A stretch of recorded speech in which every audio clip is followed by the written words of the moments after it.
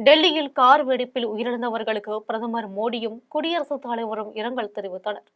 Delhi Sengottai metro rail நிலையத்தின் நுழைவு வாயில் அருகே இருந்த கார் ஒன்றில் குண்டு வெடித்ததில் அருகில் இருந்த வாகனங்கள் மீது தீப்பிடித்து பெரும் விபத்தானது.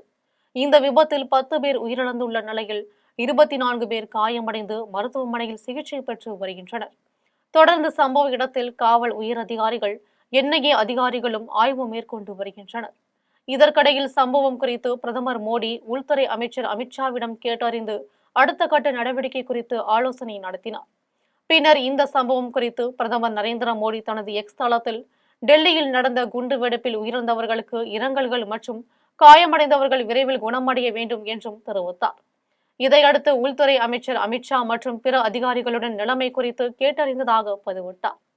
இதைத் தொடர்ந்து குடியரசுத் தலைவர் வெளியிட்டுள்ள இரங்கல் பதிவில், டெல்லியில் நடந்த குண்டுவெடிப்பில் உயிரிழந்தவர்களின் குடும்பத்தினருக்கும் நண்பர்களுக்கும் தனது மனம் கனிந்த இரங்கலை தெரிவித்துக் கொள்கிறேன் என்றார். மேலும் காயமடைந்தவர்கள் விரைவில் குணமடைய பிரார்த்திக்கிறேன் என்றும் பதிவிட்டார்.